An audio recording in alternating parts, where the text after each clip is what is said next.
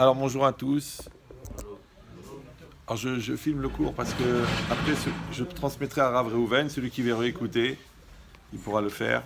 Parce qu'on va essayer de faire en 1 heure ce que vous auriez dû faire en une dizaine d'années. Donc ça va être un peu concentré. Mais comme vous êtes des jeunes très intelligents, donc ça va aller pas Hachem. Vous savez qu'il y a une phrase du Maharal de Prague qui dit « Kol hachaim zelatzet milakoach el hapoal ». Toute la vie, c'est passer du potentiel au réel. En vérité, cette phrase, elle est très riche. Parce que moi, personnellement, j'ai écrit un livre de 400 pages sur cette phrase. Mais le développement, c'est, si on réfléchit, vous voyez, une personne, c'est un peu comme les poupées russes. Vous savez, les poupées qui s'emboîtent les unes dans les autres. La poupée la plus intérieure, c'est la neshama. D'accord ? Au-dessus, il y a le nefesh, le psychique, le moi, le lev, selon comment on l'appelle. Après, restez concentrés en un seul mot. Donc après, il y a le corps. Et après, il y a le vécu, le rapport avec la réalité. Un peu comme l'ordinateur. Dans l'ordinateur, il y a le DOS, c'est la neshama de l'ordinateur.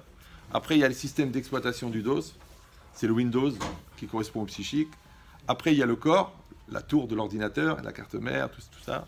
Et après, il y a tous les périphériques qui permettent d'avoir le lien avec l'extérieur, l'imprimante, le modem, tout ça. Maintenant, nous, on est fait exactement de la même manière. Maintenant, la neshama, en résumé de résumé, c'est un espèce de compresseur extrêmement puissant qui envoie une énergie. Et cette énergie, elle est comme la neshama, elle est divine. Cette énergie, quand elle sort de la neshama, je l'appelle énergie parce que vous allez comprendre pourquoi. Parce que après, Rav Wolbe, Rav Dessler, ils expliquent que à Ratson Noveame Neshama, la volonté vient de l'âme. Maintenant, c'est très compliqué de dire que la volonté vient de l'âme, parce que si la volonté vient de l'âme, puisque l'âme elle est divine, donc nous on est télécommandés par notre âme, donc on est des robots. Ça va ? Ouais. Vous cliquez là, vous êtes voilà. Non, parce qu'il y a des gens qui pratiquent le cerf-volant pendant des années, c'est pas grave. Donc, quand la neshama, elle produit cette énergie-là, cette énergie, elle est 100% divine. Mais après, elle rentre à l'intérieur du psychique, du nefesh, du jeu, d'accord, la anochiout, du Rav Yerucham. Alors, pour vous donner une image, c'est un peu comme ici. Imaginez ici, il y a une prise électrique. Maintenant, cette prise électrique, elle produit du courant. Ce courant, il vient d'EDF, d'accord ? Elle est là. Maintenant, moi, qu'est-ce que je fais ? Je prends un frigo, je le branche, d'accord ? Ça fait marcher le frigo. Je branche une chaîne IFI, je branche une assistance respiratoire ou une chaise électrique pour la belle-mère. Donc, chacun, il va l'utiliser, mais en vérité, qu'est-ce que je fais ? Je ne fais qu'orienter l'énergie vers l'objet. Vous me suivez ou non ? La neshama, elle produit cette énergie. L'énergie, quand elle sort de la neshama, elle est divine. Ouais. Alors, en éthique médicale, ça s'appelle la vie. On ne comprend pas pourquoi quelqu'un il est vivant.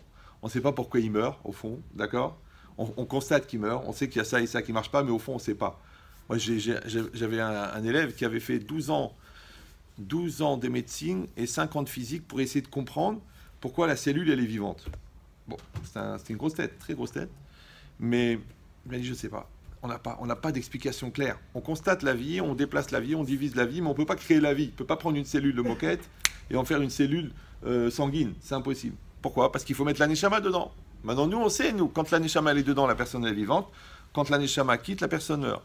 Maintenant, quand la personne elle est vivante, c'est encore une fois la neshama, elle produit cette énergie. Cette énergie, ensuite, elle arrive au niveau du nefesh. Le nefesh, c'est comme le moi qui va utiliser la prise pour mettre la prise, d'accord ? Pour brancher le frigo. Cette énergie-là, à ce moment-là, au moment où elle est prise en compte par le nefesh, par le psychique, elle s'appelle ratson, elle s'appelle volonté. Vous me suivez ou non ? Cette même énergie, je la mets ensuite dans mon corps. Elle s'appelle motivation. Pourquoi ce gars-là, il court plus vite que celui-là ? Ils ont la même musculature. Pourquoi celui-là, il arrive à soulever 260 kilos, ouais, et l'autre à 80, il sent qu'il va mourir ? Pourtant, ils ont les mêmes muscles. Ouais. Bon, il y a plus d'entraînement, moins d'entraînement, mais prends 2 haltérophiles. Quand j'étais jeune, j'adorais voir comme ça les championnats du monde d'haltérophilie. Tu vois, le gars, il arrive, le Tchétchène, vous l'avez vu celui-là, ouais. Il fait 1m45, il pèse 82 kilos, il a rien que des muscles comme ça. Il est concentré, ils appellent son nom Tcherkoto Franis Fratas.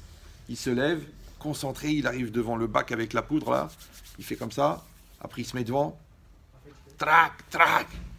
Tout le monde applaudit et il jette le truc. Mais après, tu vois, c'est affiché 260 kilos. 260 kilos. C'est-à-dire qu'il y a certaines bagnoles qui pèsent ce poids-là. Le gars, il a soulevé une voiture. Mais alors, le plus rigolo, c'est qu'après, il y a 4 gars, 2 mètres de haut, 125 kilos, qui viennent pour remettre en place l'haltère. pas si vous comprenez. C'est-à-dire qu'ils se mettent à quatre pour la faire rouler, et lui tout seul, il l'a levée. Ouais, tu crois qu'il l'a levée avec ses muscles? Il l'a levée avec son mental.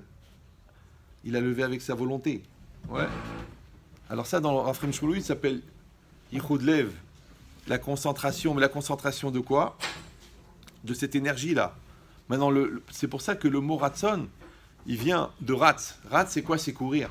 Donc quand tu prends ton énergie de ton âme, tu la prends au niveau de ton effet, de ton psychique, et tu la mets dans ton corps, elle s'appelle la motivation. Tu la mets dans ta parole, elle s'appelle la conviction. Tu la mets dans tes idées, elle s'appelle la concentration. Tu la mets dans ta spiritualité, elle s'appelle la kedusha. Tu la mets encore plus haut, elle s'appelle la nevoa. Mais c'est toujours la même énergie. Après, tu la mets dans ton projet, tu la mets dans ton bac, tu t'en mets Massu Patspé, ou tu mets dans dentaire, ou tu mets de finir le chasse. Ça s'appelle la détermination, la achlata. Ouais. Donc c'est très très important, le plus tôt possible, d'apprendre à maîtriser, à orienter cette énergie-là. Si vous n'êtes pas capable de le faire, il faut savoir que vous avez un vrai problème. Premier problème, c'est que vous ne vivez pas votre vie. Ouais. Puisque si ce n'est pas vous, vous êtes maîtrisé par des forces qui ne sont pas vous. Alors, je pense que vous avez dépassé le CE2, non? Oui? Regardez cette phrase, elle va vous faire gagner des années. Écoutez bien. Je, tu, il, nous, vous, il sont des pronoms personnels. Mais C', c'est un pronom déterminant impersonnel. Maintenant, il y a le jeu intérieur au niveau du nefesh et le jeu extérieur. Le jeu extérieur, c'est celui que tu vois, c'est celui qui parle, celui qui agit. Le jeu intérieur, eh ben, c'est le jeu potentiel, c'est le jeu de le moi. Quand je vous parle à vous, qui c'est qui m'écoute? Votre corps, vos oreilles, c'est vous. Ben, ce jeu intérieur et ce jeu extérieur, les deux, ils doivent se réaliser. Maintenant, il dit le Rav, on l'a dit le Maharal de Prague, Kol HaChaim, toute la définition de la vie, c'est la tset milakoach et la poal, c'est passer du potentiel au réel. Ça veut dire que le jeu intérieur, il doit se réaliser à l'extérieur. Maintenant, le jeu intérieur, les Chamim, ils appellent le lev. D'accord? Ils l'appellent le ani, ils l'appellent le nefesh, le sechel. Il y a plusieurs langages dans les Chachamim. Mais il y a le moi intérieur et le moi extérieur. Maintenant, le moi extérieur, c'est le moi qui fait. Et le moi intérieur, c'est le moi qui veut. Maintenant, quand je prends cette énergie de la neshama et je la maîtrise au niveau du jeu qui veut, et je la renvoie au jeu qui fait, et donc j'arrive à ce qu'on appelle en français la linéarité existentielle, je fais ce que je veux. Ça va? Non? Ça va trop vite? Ouais. Maintenant, le jeu intérieur et le jeu extérieur, ils doivent être les mêmes. Alors, les Chachamim, ils n'ont pas besoin de toute cette psychologie. Ils disent deux mots. Ils disent Toho Kebaro. Toho Kebaro. Ton intériorité comme ton extériorité.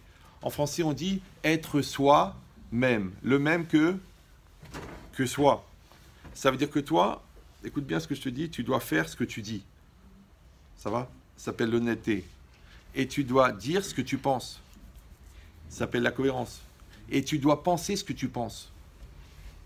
Peut-être tu dis, bah, évidemment que je pense, puisque je le pense. Ouais, mais non, moi je suis en train de parler là. Vous pensez à ce que je dis.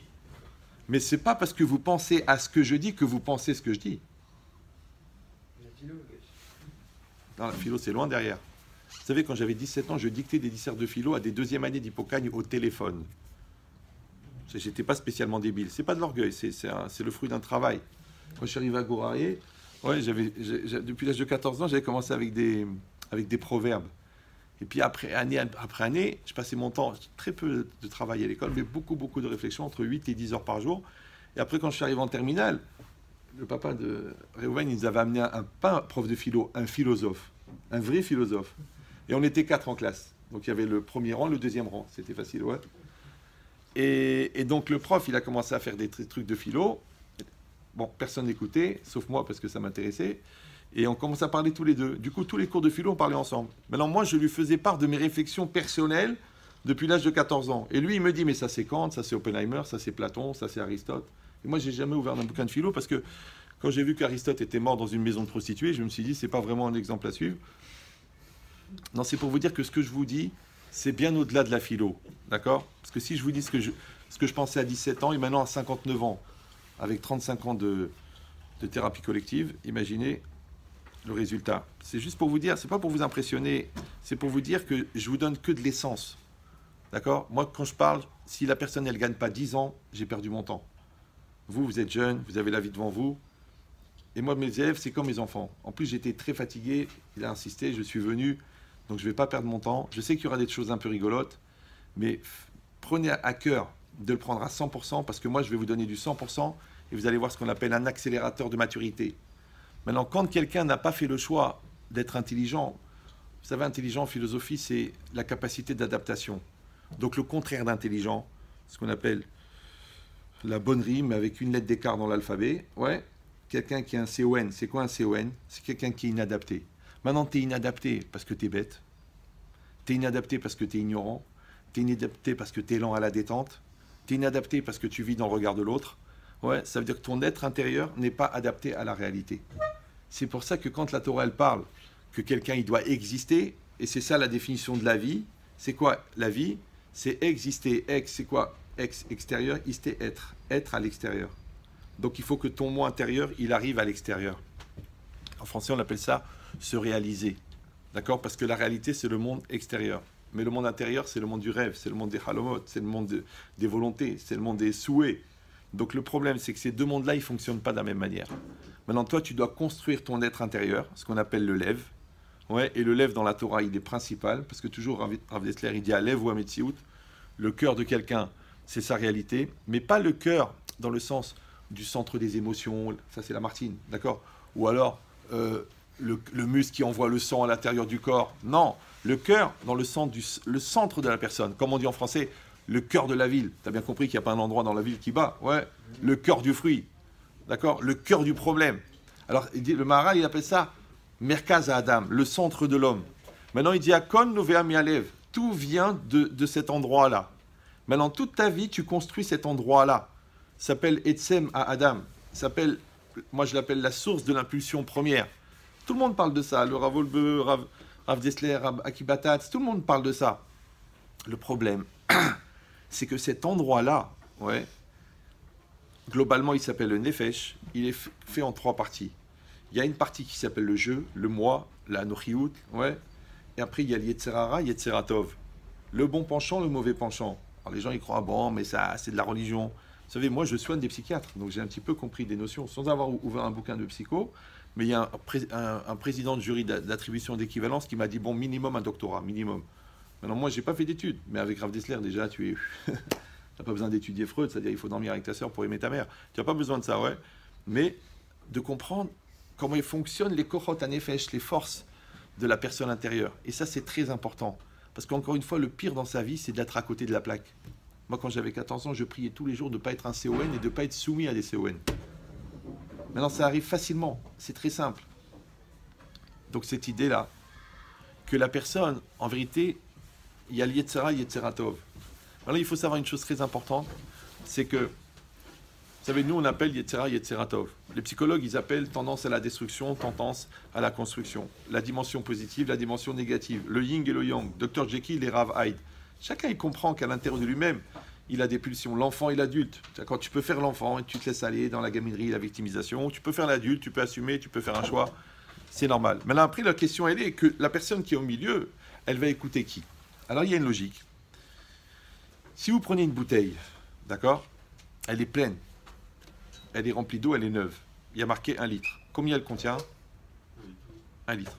Blainara. Donc, si vous l'ouvrez et vous la versez dans une bassine, il y a combien d'eau dans la bassine? 1 litre. Combien il manque dans la bouteille? 1 litre. Super. La bouteille, c'est la personne. La bassine, c'est la vie. Ce que tu trouves dans la vie, c'est exactement ce qui manque dans la personne. C'est pour ça que dans le langage des Chachamim, dans le Moussar, le Yetzara, il s'appelle Chasser. Il s'appelle le manque. Le Maharal, il dit Leola, Madame Chasser. Un homme est toujours manquant. Comment il s'appelle la Vera? Chisaron. Comment il s'appelle le Guinam? Olam Chisaron. Le monde des manques. Ça veut dire que qu'est-ce qui crée le Yetzirara? Il crée le manque. D'accord? Maintenant, ce manque-là, tu peux soit le combler, soit le maîtriser. Alors, je vous résume. Les manques matériels, il faut les maîtriser. Les manques spirituels, il faut les combler. Nous, on fait exactement l'inverse. Le manque matériel, on veut le combler. Toujours, on veut combler. Encore un tout nouveau téléphone. Celui-là, il fait des glaçons. Ouais. Et les manques spirituels, bon, j'ai mis les téphilines il y a 2 ans. Ça va.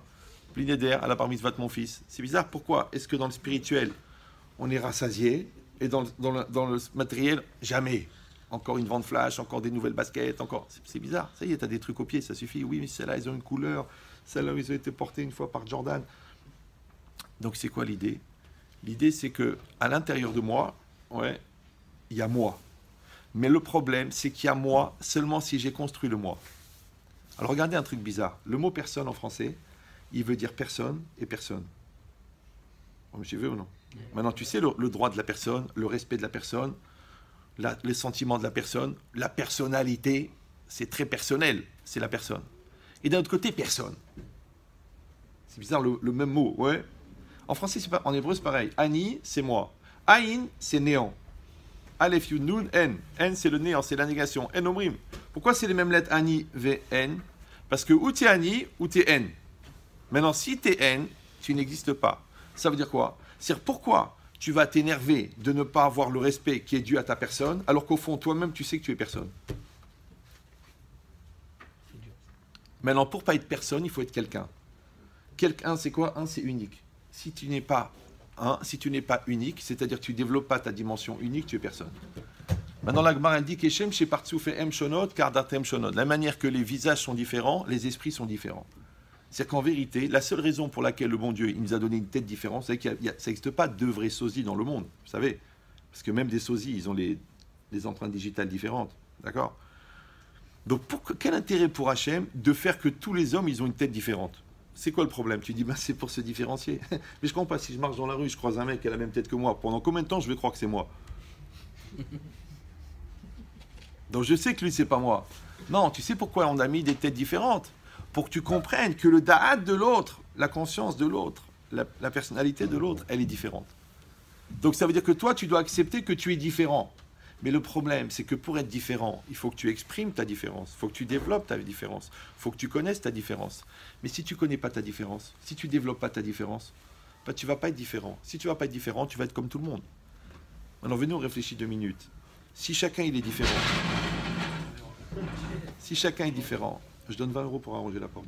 Donc, si tout le monde est différent, ouais, toi tu es différent, toi tu es différent, toi tu es différent, toi tu es différent, on est tous différents. Alors, prenez 2 secondes, écoutez bien. Si chacun est différent, ouais, tout le monde, si chacun c'est quelqu'un, tout le monde c'est quelqu'un ou c'est personne? Vous avez compris la question ou non? Chacun c'est quelqu'un. Un, ça vient d'unique, d'accord? Si chacun c'est quelqu'un, tout le monde c'est quelqu'un ou c'est personne? Quelle classe vous êtes là? Non. Chacun c'est quelqu'un, mais tout le monde c'est personne. Tout le monde c'est personne. Pourquoi? Il y a une personnalité commune? Non, toi t'es quelqu'un, toi t'es quelqu'un, toi t'es quelqu'un, mais tout le monde c'est personne. Maintenant, si tout le monde c'est personne et que quelqu'un c'est quelqu'un, comment t'espères devenir quelqu'un en faisant comme tout le monde? Ça va? Un très grand auteur tunisien qui s'appelait Mjiana, qui a dit... D'accord? Donc c'est ça l'idée. C'est ça l'idée. L'idée c'est ça, c'est que toi en vérité tu as quelque chose de personnel. Ce côté personnel, tu dois le développer. Mais comment tu vas faire pour développer personnel? Comment tu vas faire? C'est ça la question. Maintenant, quand on a dit Kol hachaim zelatset milakoach el hapoal, toute la vie c'est passé du potentiel au réel. Il y a le même langage dans le Ramban. Là-bas dans la Akedat Yitzhak, quand Hachem il a demandé à Avraham Avinu de faire la Akedah, il a dit un langage spécial le Ramban. Là-bas, regardez-le, il est très intéressant. Il dit que le Nisayon, l'épreuve, elle n'a pas été donnée pour le Ménassé, celui qui met à l'épreuve, c'est-à-dire pour Hachem, mais elle était donnée pour le Ménoussé, celui qui subit l'épreuve. Pourquoi? Il dit là-bas le même langage pour que Avraham Avinu il puisse la tset mina koach el hapoal, passer du potentiel au réel. Il dit la tset mina lève les maasé, parce qu'il a un amour d'Hachem extraordinaire. Maintenant, cet amour-là, il est en concurrence avec celui de son fils. Hachem, il dit, tiens, sacrifie ton fils. Qu'est-ce qu'il va faire? Il va faire que cet amour-là, il devient réel. Et dans tous les domaines, c'est pareil. C'est-à-dire, vous apprenez quelque chose, d'accord? Vous apprenez quelque chose. Par exemple, depuis que vous êtes petit, vous savez qu'il ne faut pas voler. Et on vous a dit qu'il ne faut pas voler. Et vous savez que c'est interdit de voler. Et vos parents vous ont dit qu'il ne faut pas voler. Et la Torah, elle dit qu'il ne faut pas voler. Et le Rav, il vous a dit qu'il ne faut pas voler. Et vous arrivez là-bas, à la boulangerie. Et la boulangère, mademoiselle Lernia, qui d'ailleurs ne voit rien du tout, elle va au fond de la chambre pour aller chercher une baguette, au fond de la boulangerie. Et vous avez la grosse boîte là-bas, la bonbonnière avec tous les sucettes. Et vous prenez pas. Vous prenez pas. De toute façon, elle ne les compte pas tous les jours. Si vous en prenez 2, il ne va rien se passer. Maintenant, ça s'appelle un nisayon. Le nisayon, il fait quoi? Il fait que tu as ta connaissance d'un côté et tu as ton action de l'autre. Si toi, tu es Omed Benisayon, tu te tiens dans l'épreuve, automatiquement, qu'est-ce qui va se passer? Tu vas faire passer ta pensée, ta connaissance à la réalité. Donc, là, tu sais qu'il ne faut pas voler, et quand tu ne voles pas, tu te retiens de voler, tu deviens honnête. Par contre, si toi, tu sais qu'il ne faut pas voler, mais tu voles, donc tu vas avoir un décalage entre ta pensée, ta connaissance et ton vécu. Ça va? Maintenant, vous voyez, ça s'appelle un nisayon, une épreuve. En français, ça s'appelle une expérience. Dans cette expérience, tu vas faire un exercice d'existence. Exister, être à l'extérieur. Maintenant, quelle est la résonance de l'existence à travers l'expérience? La résonance, quel est le retour sur moi? Ouais, ça s'appelle la maturité. Vous me suivez ou... Donc, j'ai une occasion de voler et je ne vole pas, je deviens honnête. C'est pareil à l'école. Comment un élève de première, il passe en terminale? Tu dis, il était en classe, comme le radiateur. Non, parce qu'il écoute les cours. Non, parce qu'il a fait les exercices. Non, ça ne suffit pas. Et parce qu'il a fait les interros. Non, il y a le contrôle continu. Non. Imagine à la fin de l'année, il est limite, on lui dit, on vous fait passer un examen. C'est quoi examen? Extérieur. Ah, Taneshama, elle va sortir. Ouais. Examen. C'est pas grave. Il y a un temps de réactivité quand même. Hein. Pour des saumons fumés, c'est pas évident. Donc qu'est-ce qui est marqué ici? Restez calme. Donc en vérité, qu'est-ce qui va se passer? C'est que, comme vous allez passer le bac, c'est quoi le bac? Tu viens, il y a la feuille, le stylo et toi. Tu dis, attendez, où sont mes cahiers? Où sont mes copains? Où sont mes ambiances? Où sont mes antisèches? Il n'y a rien. Il y a toi, la feuille et le stylo. Pourquoi? Parce qu'on ne veut pas savoir, écoute bien, si tu étais en classe, on ne veut pas savoir si tu connais le cours. On veut savoir si tu as intégré la maturité du cours. Vous suivez ou non? Ça, c'est les textes de l'éducation nationale. L'examen permet de vérifier le niveau de maturité dans l'acquisition des connaissances. Ce n'est pas la connaissance, c'est la maturité qui vient de la connaissance. Et bien, de la même manière, en fait, tu passes en terminale pendant l'année de première. Toute l'année de première, elle te fait monter un niveau de maturité. Donc, tu absorbes les maths, tu as une maturité de maths. Mais tu absorbes les téphilines, tu as une maturité de téphilines. Ouais, tu absorbes la kedusha, de préserver tes yeux, de ne pas regarder des choses pas jolies ou sur Internet, des vidéos qui sont ni pour nous, ni pour nous. D'accord? Ni pour vous. D'accord? Donc, tu te préserves. Ouais, toi, tu te concentres dans la mida. Tu dis non, je préfère rigoler avec les copains, envoyer des boulettes. C'est dommage d'avoir quitté le GAN pour ça. D'accord? Donc, ça veut dire que chaque étape de la vie, chaque circonstance, elle va te donner un niveau de maturité. Maintenant, tu peux décider de rester un gamin, parce qu'il en faut des brels à qui on va vendre au détail. D'accord? Mais d'un autre côté, tu peux grandir. Après, ça s'appelle un challenge. C'est-à-dire que plus toi, tu vas prendre un challenge fort, plus tu vas augmenter. Moi, je m'entraînais, je ne sais pas quel âge vous avez, ils sont 17, 18 ? Moi, à 16 ans, je m'entraînais à penser à 4 choses en même temps, pour gagner 4 fois la même seconde. Mais 4 choses, ça veut dire, je te parle avec toi, je pense à ce que tu me dis, je pense à un sujet philosophique en ce moment, que je réfléchis genre sur la loi de causalité. En même temps, je pense, tiens, que je dois régler des papiers que je dois faire en route. Et à part ça, je me demande comment ils ont fait pour maintenir cette feuille de plastique sur le bois. Les 4 en même temps. Tu dis, ah, ça ne sert à rien. C'est vrai, non, franchement, déjà penser à un truc, ça prend la tête. J'essaie de faire le bœuf, mais j'y arrive pas. D'accord? Mais l'idée, c'est ça. C'est qu'en vérité, si tu comprends une chose très importante, c'est qu'en vérité, la vie, elle se joue entre l'âge de 15, 16, 17, 18, 19, 20, 21, 22. Pourquoi? Parce que dans cette période-là, tu choisis ton niveau intellectuel, si tu fous rien à l'école, si tu travailles. Ton niveau spirituel, si tu fais tes chouvas ou tu fais pas tes chouvas. En fonction des deux, bah, tu vas faire la yeshiva, tu vas faire une école d'ingénieur, tu vas faire les deux. En fonction des 3, bah, le métier que tu vas faire. En fonction des 4, les gens que tu vas rencontrer. Parce que c'est rare qu'un mec qui est major promotion à, je sais pas moi, à Centrale, d'accord, ou en subdéco, il va se marier avec une coiffeuse qui a réussi son examen, mais un poil près. Ça veut dire, d'accord, c'est un peu tiré par les cheveux. Donc, bah, ils n'ont rien à se dire. C'est logique. Donc, qu'est-ce qui va se passer? Les blagues sont pas faites pour rigoler, c'est juste pour lubrifier. Donc ça veut dire quoi? Ça veut dire que, encore une fois, je répète, mais c'est bien que si le Yetzirah vous attaque, c'est que c'est intéressant pour vous. C'est comme ça qu'on reconnaît la valeur des choses, c'est que là où le Yetzirah t'empêche d'aller.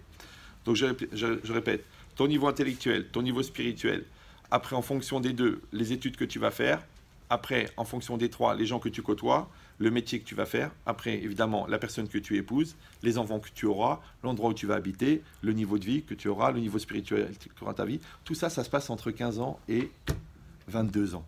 Ça va? Aujourd'hui, c'est 27 parce qu'il y a les 50 décalages de la PlayStation.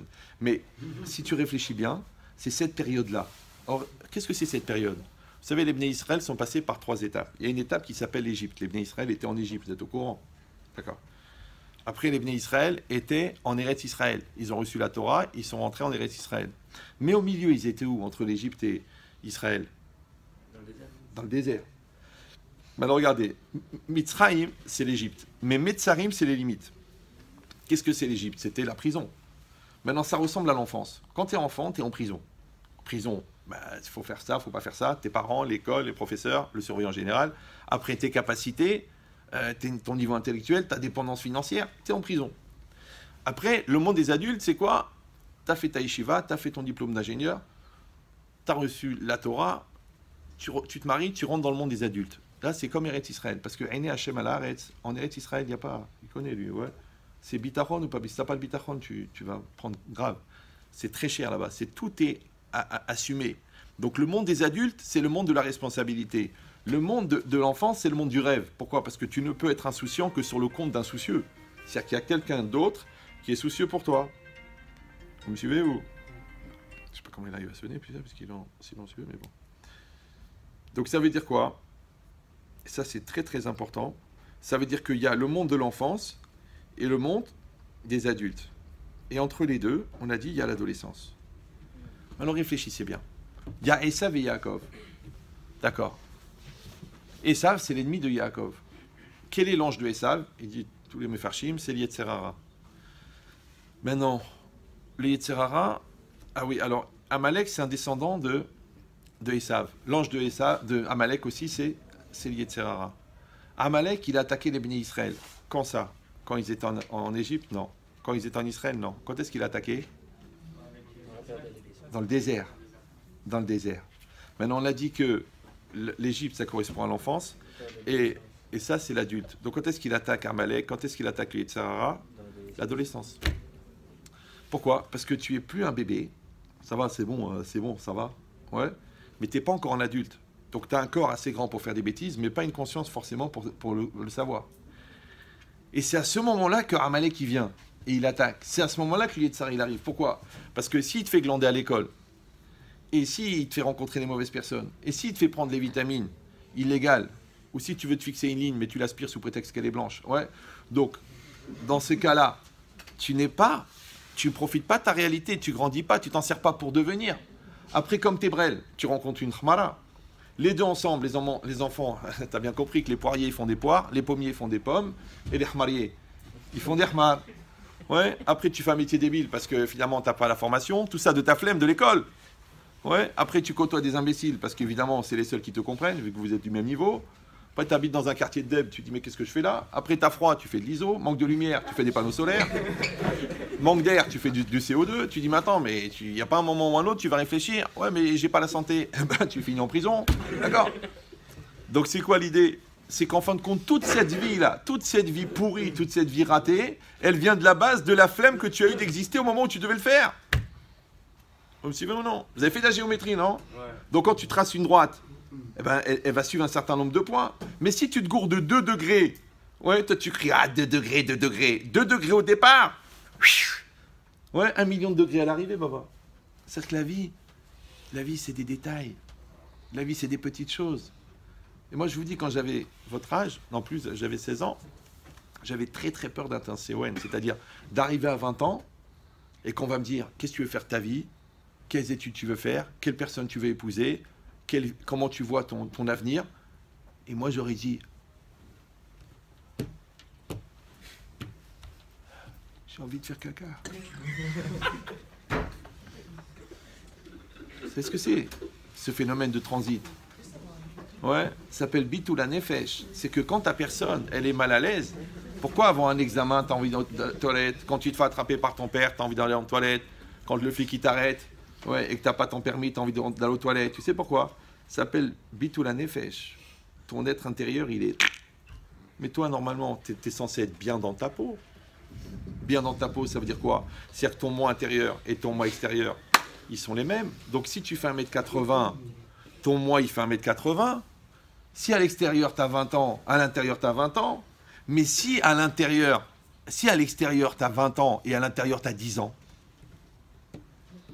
Vous suivez ou non? Quand tu vois un gars de 20 ans, tu lui poses une question, il te répond une réponse de 10 ans. Il dit, oh, je sais pas, j'ai pas la tête, j'ai pas les nerfs, ça me saoule, j'ai pas envie de réfléchir. Tu dis, attends, excuse-moi, là, c'est ton avenir dont on parle, là. Là, tu vas être envoyé de l'école. Cette fille, elle est pas sérieuse. Elle est même pas de chez nous. Et tu dis, ouais, mais je l'aime, truc. Je dis, mais pourquoi tu donnes une réponse de Deb? Parce que t'es Deb. C'est pas grave. Non, les gens, ils se demandent de quel groupe ils font partie. Mais en vérité, c'est un troupeau qu'il faut poser la question. D'accord? Donc, ça veut dire que si tu n'as pas fait le choix d'être toi-même, d'être développé, et d'être intelligent, et d'être sadique, bah, tu vas être Ahmar. Moi, la vérité, je suis rabbin, mais je ne crois pas au miracle. Vous me suivez ou non? C'est-à-dire que c'est toi qui vas te donner ces moyens-là. Maintenant, tu fais ce que tu veux.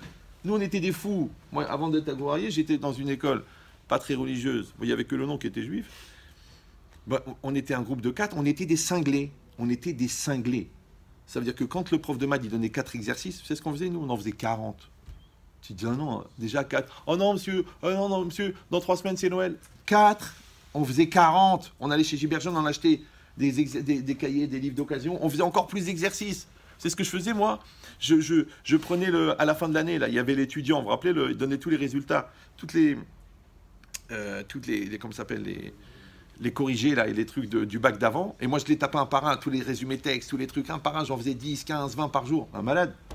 Je dis des dissertes de philo comme ça au téléphone, sans arrêt. Pourquoi? Encore une fois, parce que j'avais peur d'être un CON. La culture du nul, c'est pas la peine. T'as pas besoin. Moi, j'ai un copain, il a fait maths sup. Non, il n'a pas fait ça. Il a fait maths sup en seconde et maths spé en première. Un autre, il a fait HEC et dentaire. Tu dis, mais c'est complètement débile.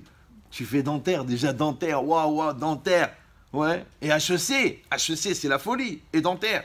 Tu dis, c'est de la folie. C'est de la folie. Mais le mec, à 32 ans, il a 19 cabinets dentaires. Parce qu'il a pris les lois de HEC et les a appliquées aux dentaires.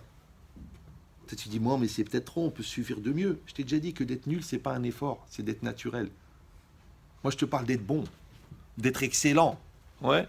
Alors, la Torah, elle dit, Adam et Méhod, c'est les mêmes lettres. Adam et Méhod, c'est les mêmes lettres. Donc, l'homme, il est grand, l'homme, il est énorme. Hachem, il a mis l'homme au-dessus de la nature. On n'est pas naturel. On vous apprend en science, ouais, que genre l'homme, c'est le descendant du singe. Mais moi, je veux pas avoir des problèmes avec la famille du mec en face. Ouais. Parce que chacun, il pense d'où est-ce qu'il vient et dans quelle branche il va travailler. Mais nous, on n'est pas des singes. On a des neshamot. En plus, tu es un Ben Israël, tu as encore une plus grande responsabilité parce qu'il y a des gars de chez nous qui sont devenus Rabbi Shimon Bar Yochai, qui n'en a pas eu un seul depuis la création du monde de l'autre côté.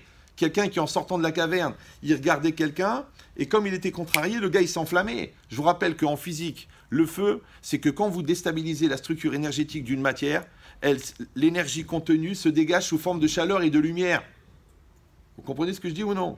Or, E égale MC2. Donc, un être, il est entièrement énergie. Tu peux m'expliquer comment un homme, avec son cerveau et sa volonté, il peut déstabiliser la structure énergétique d'un mec vivant pour le rendre en feu, pour qu'il tombe en cendres? Ça n'existe pas. Même dans les films de science-fiction, ils n'ont pas imaginé ça. Mais ça, c'était le vécu, c'était Rabbi Shimon Bar Yochai. Un gars normal, il est né d'une maman. Et il est venu, il a fait ça. Ça existe. Pourquoi? Parce que l'intelligence, tout ça, c'est la partie voyante de l'iceberg. Mais c'est normal. Après, il y a tout le reste. Il y a toute la spiritualité, il y a tous les niveaux extraordinaires que tu peux atteindre, il y a toute la grandeur. Je vous dis, moi, j'ai eu que mon bac. Bon, j'ai pas fait d'études. Ouais. Maintenant, je parle dans des colloques avec de non-juifs, de 1200 personnes. Les intervenants, c'est les gars, c'est mathématicien, renommé mondial, le médecin personnel de Vladimir Poutine, un généticien, c'est-à-dire qu'il lui fait ses molécules pour lui. Je ne sais pas si vous voyez un peu le... Ouais.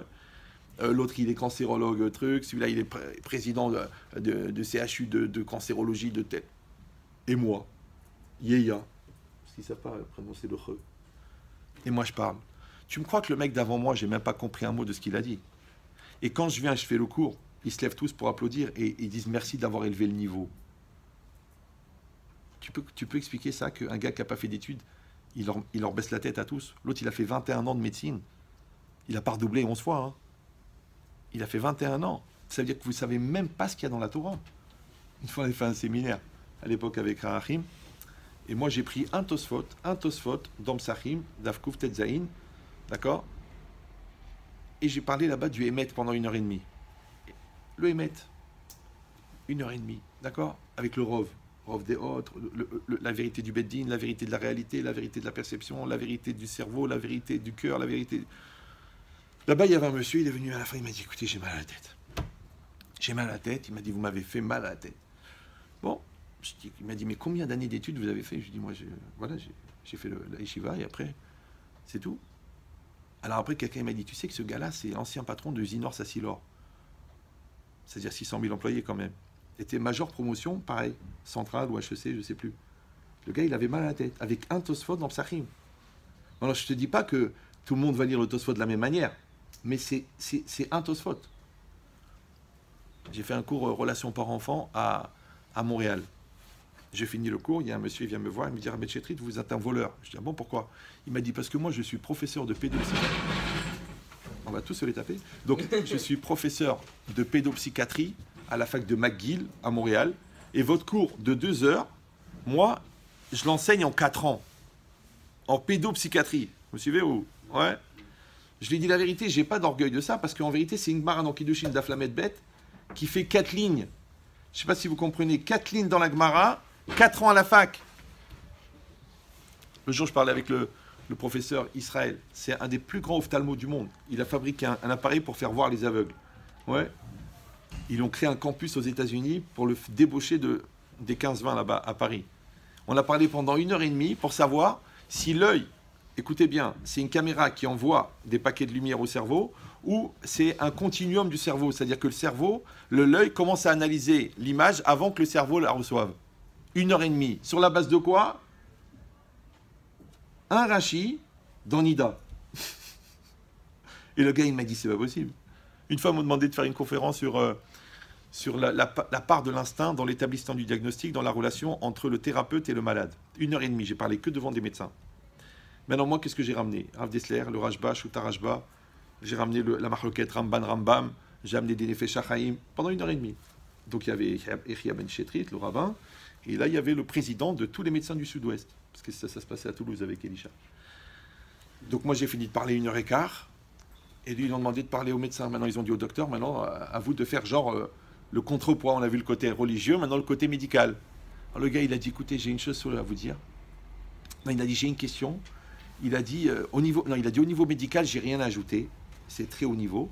Mais j'ai une question. Combien d'années de médecine avez-vous fait? Tu peux m'expliquer comment un mec qui n'a pas fait d'études, il parle de médecine, il parle de psychologie. Une fois, j'ai fait un cours de force de vente. Le mec, il m'a dit, t'es un malade mental. Il a dit, ce qu'on a fait en 2 heures, je l'ai payé $18 000 aux États-Unis en communication. Et moi, j'ai juste développé Dvarim Ayotsim Minalev, Nirnasim l'élève. Bon, un peu développé quand même, ouais. Mais c'est pas pour vous impressionner, pour vous dire, waouh, Yahya. Non, c'est pour vous dire, et moi, j'étais pas le meilleur de la yeshiva. Pour vous dire que quelqu'un qui travaille avec sa tête, il peut faire avec la Torah. Donc, quand on te dit Afourba, Ve'afourba, des coups là-bas, genre remue-la, il y a tout dedans. Ouais, moi, je vous dis, même des physiciens, ils sont venus, ils m'ont dit, Yahya, bon, ce que vous avez dit au niveau de la vitesse de la lumière, quand la matière, elle implose, en vérité, elle explose, mais c'est pas très grave, parce que ce que vous dites, c'est beaucoup plus important. C'est que le mec, toute sa vie de physique, il a remis en cause, ouais, sur la base d'une conférence. Tout ça pour vous dire que cette personne-là, à l'intérieur de toi que tu dois développer, celle que tu vas présenter à Hachem à 120 ans, celle-là, il faut la créer, il faut la construire. Elle ne va pas se faire toute seule. Si tu crois que c'est en mangeant, en dormant, tu vas grandir, tu confonds les arbres avec les personnes. Donc toi, qu'est-ce que tu dois faire? Tu dois devenir. Or, pour devenir, tu dois développer ta personne. La personne, c'est quoi? C'est la personnalité. Maintenant, on a dit que personne, c'est le contraire de quelqu'un. Donc, si toi, tu ne deviens pas quelqu'un, tu vas devenir quelconque.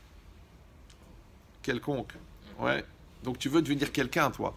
Pour devenir quelqu'un, c'est très simple. Le chemin, il est marqué dans la Torah. C'est marqué Vayadarta Ayom Vaashevota El Levavecha. Vayadarta ayom. Première étape, tu dois apprendre, tu dois savoir. Nul n'est censé ignorer la foi. Tu dis, j'ai pas le temps, j'ai pas la tête, j'ai pas le truc. Faites attention, faites attention.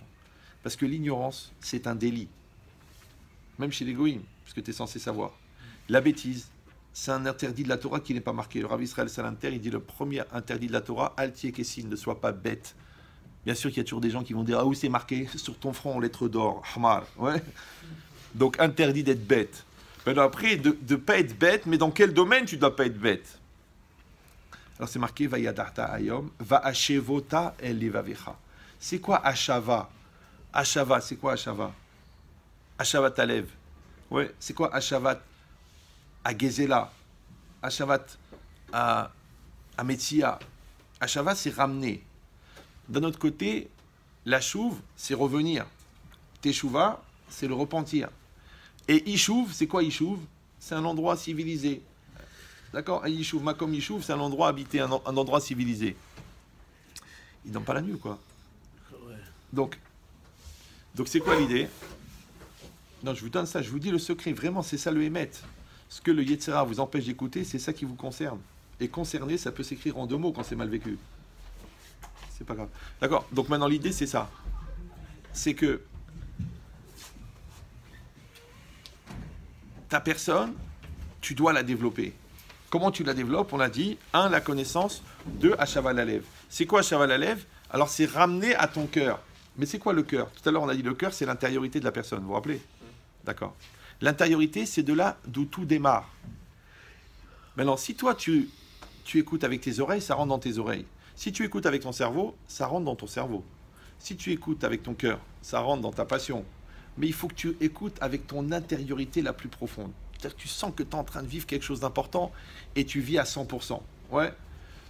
Il dit cette logique-là s'appelle Ashava Lalev. Maintenant, il dit Rav Yerucham Halevi, qui est un grand chacham, il dit En chosrim el alemakom haïshuv. On ne peut revenir qu'à un endroit qui est installé. Je traduis. Si tu es perdu dans le désert, qu'est-ce que tu cherches? Un autre désert? Non, tu cherches une ville, une station-service, quelque chose. Si tu es tombé à la mer, tu cherches quoi? Ouais. Si tu es tombé à la mer, qu'est-ce que tu cherches? Une autre mer? Non. Tu cherches un bateau, un radeau, une île. Tu cherches quelque chose, c'est normal. Donc, En chosrim et les makom haïshuv. Maintenant, attention. Un makom haïshuv, c'est un endroit qui est installé. Donc, en toi, tu vas faire Ashava Lalev. Tu vas revenir à ton cœur. Maintenant, comment il s'appelle le cœur aussi? Il s'appelle le Da'at. Comment il s'appelle le Da'at aussi? Il s'appelle l'esprit. Maintenant, toi, tu développes ton esprit. Maintenant, il y a une phrase extraordinaire. C'est la Gemara dans Sota d'Av Gimel, elle dit En adam choté la imken nichnasbour warshtut. Un homme ne faute qui suit rentre un vent de folie. C'est-à-dire que le gars, avant la Vera, il sait que c'est assour, il sait que c'est grave, il sait que c'est pas bien. Après la Vera, il sait que c'est assour, il sait que c'est grave, il sait que c'est pas bien. Mais au moment de la Vera, il devient fou. Tac, il devient fou. D'accord? Ça s'appelle en français une perte de conscience. Ou alors les gens ils te disent excusez-moi, écoute, regarde ce mot, comment il est violent. J'ai manqué de présence d'esprit. J'ai manqué de présence d'esprit. Maintenant, qu'est-ce que j'en ai à faire que ton corps il soit là, que ta kippa elle soit là, si ton esprit il n'est pas là? Vous êtes quoi, vous? Vous êtes quoi? Un t-shirt? Une kippa? Des lunettes? Vous êtes un esprit. Voilà. Comment on appelle en français? Une conscience. Parce que c'est tout ce qu'on est, une conscience. Regardez, je vous fais la démonstration. Imagine un gars, lo alenu, lo alechem, il a perdu les 2 bras dans un accident de moto. Ouais, on le met à l'hôpital et on va lui proposer de lui greffer 2 bras. Maintenant, les 2 bras, on les a prélevés sur un gars qui est un serial killer et qui a étranglé 74 femmes. Mais il est mort d'une mort naturelle. Un dérèglement gastrique, ça s'appelle une morbide, d'accord? On prend les 2 bras, on lui met. Maintenant, lui, quand il se réveille du coma, est-ce qu'il est la même personne avec 2 autres bras ou alors il est une autre personne? C'est la même personne avec 2 autres bras. Quelle différence entre porter un stylo ou se faire greffer une main? C'est pareil. Ok. Maintenant, imagine ce gars-là, il attrape un cancer généralisé. Alors, il n'y a que le cerveau qui n'est pas touché. On prélève son cerveau, on le met dans un corps sain, mais qui est mort. Si on arrive un jour à faire une greffe du cerveau. Manque de peau, le gars qui était malade, il était très très raciste. Et puis, on l'a mis son corps, on l'a mis son cerveau dans un corps d'un noir antillais. D'accord? Et lui, il ne supporte pas les noirs. Il sort du coma, il voit quoi? Il voit qu'il est dans un corps de noir. Déjà, il cherche le chirurgien pour le tuer, parce qu'il a la haine de lui-même. Ouais. Et le médecin lui dit, mais écoutez, eh ben, soyez quand même heureux, parce que finalement, vous êtes entier. D'accord? En fait, il est entier. D'accord? Donc c'est quoi l'idée? C'est que le gars, il a le même cerveau, mais un autre corps. Est-ce que c'est la même personne ou c'est une autre personne? C'est la même personne. Imagine que même le cerveau, il a été touché, le ralinou, par le cancer. Qu'est-ce qu'on fait? On lui installe un lecteur de carte SD, on lui prélève toute sa mémoire depuis la naissance. Bon, 8 gigas, ça suffit, il n'a pas vécu beaucoup, le gars. Ouais. Et puis, on prend cette mémoire, on la met dans un corps, pareil, d'un gars qui a eu un arrêt cardiaque, mais que son corps, il est sain, il n'a pas de maladie, et il se réveille. Donc, attention, il n'a pas le même corps, il n'a pas le même cerveau, mais il a la même mémoire. Il se rappelle la maternelle, où est-ce qu'il a grandi, le numéro de sa maîtresse, il se rappelle de tout. Est-ce que c'est la même personne ou c'est une autre personne? Mais t'es qui, toi? T'es une mémoire. Mais non, c'est la même personne. C'est qui tu es? Ton nom, ton numéro de sécu, ton vécu, ta mère, ton frère. C'est quoi? C'est de la mémoire. Donc en fait, tu es la même personne, puisque tu as la même mémoire. Imagine le gars, il a perdu la mémoire. Mais il a gardé la conscience. C'est quoi la conscience? Là, je vous demande de me faire confiance. Ouais. La conscience, écoutez bien, c'est l'arc électrique établi entre toi et la réalité. Vous êtes conscient que je suis là. Moi, je suis conscient que vous êtes là. Ça s'appelle un arc électrique. C'est pour ça que dans le langage de la Torah, on appelle Da'at, c'est Da'at, la conscience, et ça s'appelle Chibour. Le Chibour, c'est le lien que tu entretiens avec la réalité. Super. Maintenant, imagine, on a trouvé une machine pour prélever la conscience. Donc, on prend la conscience de ce gars-là qui était très malade, et on le met dans quelqu'un qui est mort. On le réveille.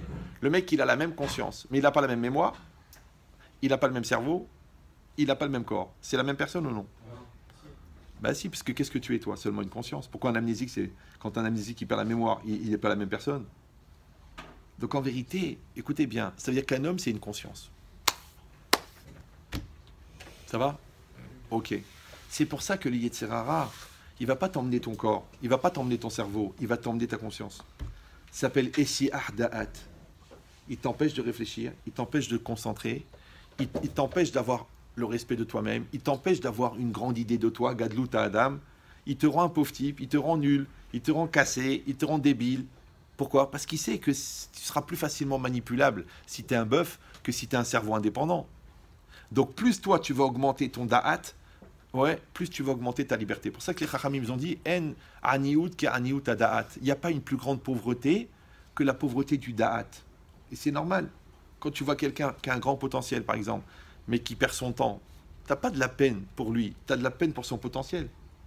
C'est comme si, imagine un gars, je sais pas moi, il rentre dans un restaurant, il va dans la cuisine, et puis il voit un gars en train de faire la plonge.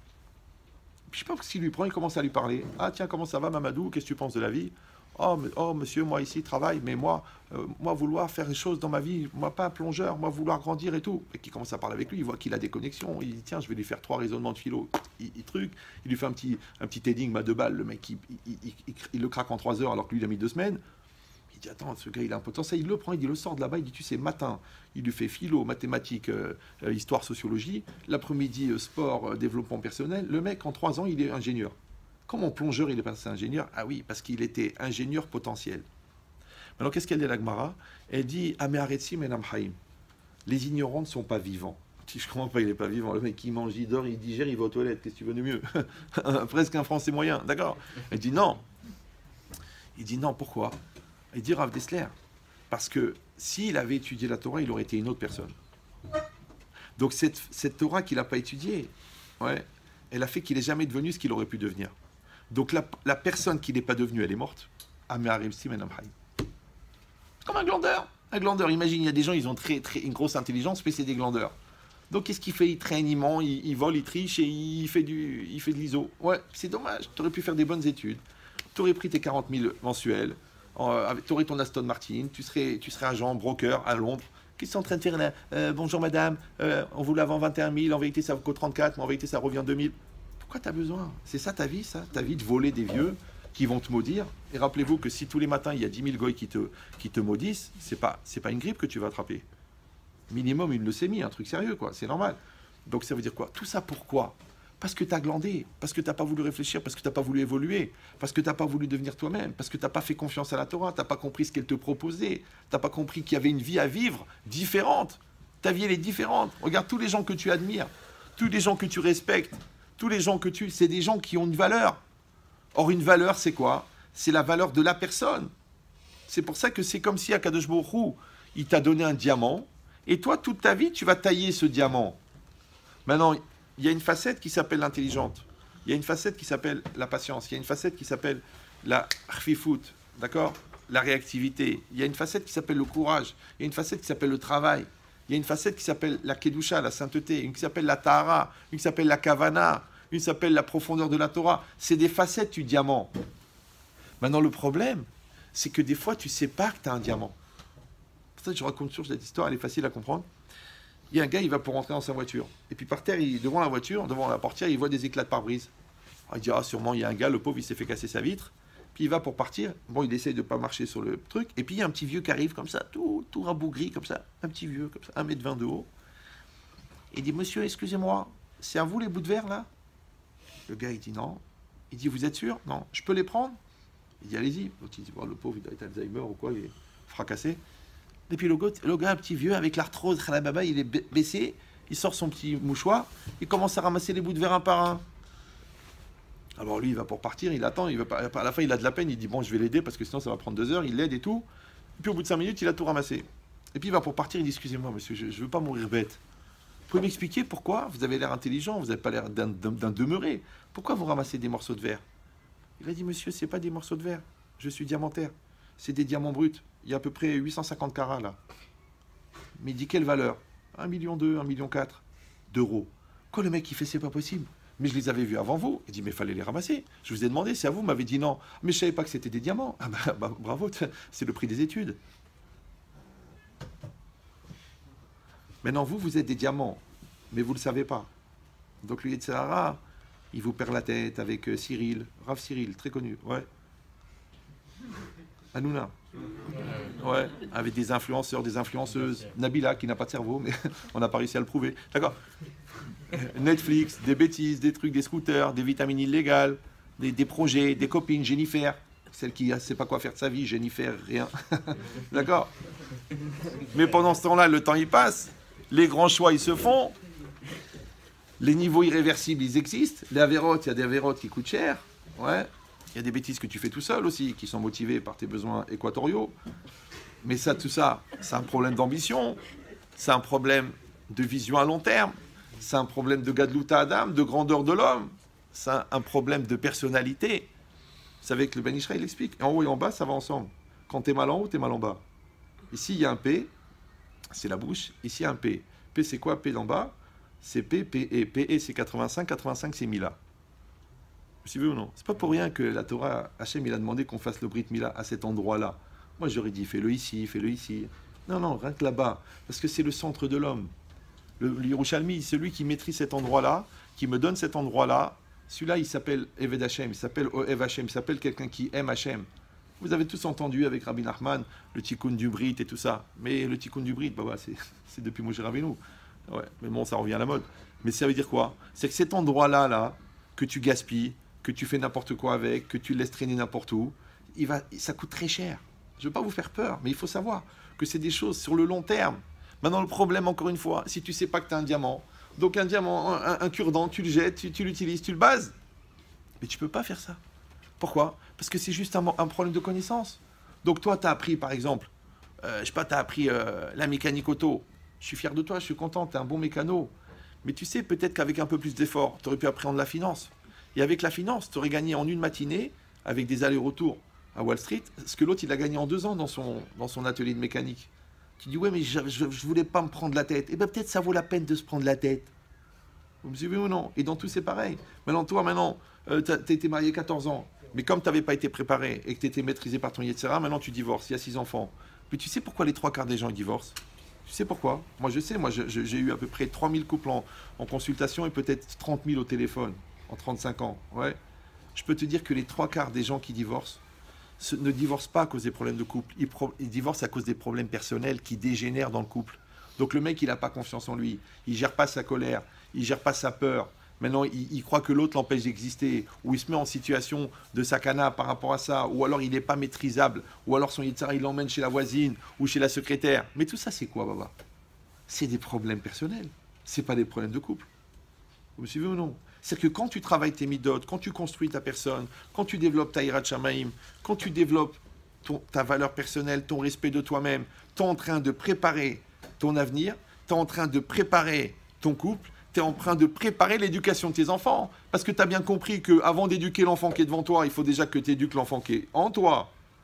Donc si toi, à 35 ans, tu te conduis comme un gamin, si tu te prends la tête pour des bêtises avec ta femme, tu crois que les enfants, ils pourront apprendre de toi? Mais réfléchissez, comment un noyé, il peut être rassuré quand les maîtres nageurs se noient? Alors c'est facile de dire, oh ouais, il a raison, oh, ouais, moi j'ai pas raison, moi, ça m'intéresse pas d'avoir raison. Moi ce qui m'intéresse, c'est est-ce que vous, aujourd'hui, là, à 11h moins 10, aujourd'hui, vous dites, je vais changer ma vie ou non? Est-ce que quelqu'un il va dire, attends, il faut prendre le temps, j'ai pas fini avec ma copine, je suis à la limite de coucher avec, c'est dommage. D'accord. Réfléchis bien, Baba. Parce que quand tu l'auras fait, tu seras passé dans une autre case. Elle sera passée dans une autre case. Après, il y a une autre Ashgacha. Après, il y a une autre Touma. Après, il y a un autre relationnel par toi. Après, il y a quelqu'un d'autre qui est préparé là-bas, à l'école de commerce de Lille. Et il y a Catherine, elle t'attend. C'est juste la suite de Avera, Goret Avera, de Myriam. Ouais, ça veut dire qu'il faut savoir que la vie, c'est une série d'enchaînements. C'est ça, Avera, Goret Avera. Donc, quand toi, tu fais un choix, il faut savoir que le choix t'engage. Le problème, c'est est-ce que c'est toi qui es engagé ou non? Qu'est-ce que je vous ai dit tout à l'heure? Je tue il, nouveau il. Vous vous rappelez ou non? Je fais ce que je veux. C'est quoi le contraire? Écoute bien cette phrase. C'était plus fort que moi. Quand quelqu'un il fait une bêtise. Quand tu l'attrapes, la première chose qu'il fait, il dit c'est pas moi. C'est normal. Déni, c'est normal. 38 ans, c'est normal. Ouais. Deuxième niveau, c'est quoi? C'est à cause de toi. Le gars, comme il n'est pas construit à l'intérieur, il accuse les autres. L'autre, il accuse ses parents. Il a dit, ouais, il dit, ma mère, elle ne m'a pas donné la tendresse, mon père ne m'a pas allaité, le Rav, il m'a mal expliqué, la communauté, c'était pas ça, le bon Dieu, il m'a oublié, le marché, il était mauvais. C'est toujours la faute des autres. La Torah dit le contraire. Ouais, quand tu as des problèmes, tu réfléchis chez toi. Parce que ça s'appelle la remise en cause. Et la cause, c'est toi. Ça s'appelle la causalité. Maintenant, quand toi, tu es mis en cause, ça s'appelle la responsabilité. Quand tu es remis en cause, ça s'appelle la maturité. Donc les gens qui n'ont pas de maturité n'arrivent pas à se remettre en cause. Le problème, c'est que quand tu ne te remets pas en cause, tu ne peux pas t'adapter. Quand tu ne peux pas t'adapter, tu ne peux pas évoluer. Comme tu ne peux pas évoluer, tu restes un brel. Après, tu viens, tu dis, ouais, mais Rav, comment ça se fait que j'ai toujours les mêmes problèmes? C'est normal, tu redoubles. Tu redoubles. Regarde, t'es en CM1, on fait les fractions, on fait les coefficients. Allez, tu calcules. Allez, 1,5, 3,5, 4,5. Allez, calcule le coefficient. Oh, ça me saoule, arrêtez, oh, moi je me prends pas la tête. Bon, donne-moi le résultat, toi, j'ai pas la tête, là, je suis en train de suivre Nabila, là. Vas-y, donne-moi vite. Mais après, papa, 20 ans après, t'achètes ta maison. Le mec, il te fait un prêt avec un taux variable à 4,5. Et quand tu termines de payer, après 32 ans, tu fais les calculs, tu dis, mais je l'ai payé 4 fois. Je l'ai acheté 200 000 euros, je l'ai payé 800 000. Bah, c'est un taux variable. Je dis, mais je comprends pas, mais t'as pas fait les calculs. La vérité, j'ai rien compris. Il m'a dit 4,5, 3,5, indexé, le truc là. Tu sais quoi? Tu sais quand est-ce que tu as planté? En CM2, quand t'as pas fait les fractions. Quand t'as pas fait les coefficients. Tu te rends compte que les coefficients, ils t'ont fait payer 4 fois ta maison. Mais t'es brel ou quoi? Mais ton manque de confiance en toi, il a fait que tu te sentais nul. Quand tu t'es senti nul et que la fille, elle t'a dit je t'aime, tu dis bon, j'ai de la chance de trouver quelqu'un qui m'aime, mais c'est une khmara. Et toi, tu l'as épousé pourquoi? Parce que tu t'es senti nul. Ça veut dire que si tu avais eu des respects de toi-même, tu aurais dit, mais je peux avoir mieux. Je peux avoir une fille intelligente. Pourquoi je vais prendre une idiote? Parce que j'ai peur qu'elle me remette en cause. Toi, tu rencontres des khmars parce que tu as peur qu'ils te remettent en cause. Tu épouses des brels parce que tu as peur qu'ils te remettent en cause. Tu travailles avec des brels parce que tu as peur d'être remis en cause. Dis-moi, peut-être tu peux faire le contraire. Tu vas être bon et qu'on va t'envoyer des gars, et des gars fifs, et des gars malins, et des gars intelligents. Et dans 3 ans, 4 ans, 5 ans, tu rachètes Ron Poulenc. Tu développes Microsoft. Pourquoi pas? Ah non, tu sais, moi je suis un gars, moi je vois petit. Rappelez-vous cette phrase de Ben Chetrit. Écoutez bien, tous les ans, on fait l'élection de Miss Univers et de Miss Monde. Mais le jour où on va faire l'élection de Miss Kin, il y aura des candidats.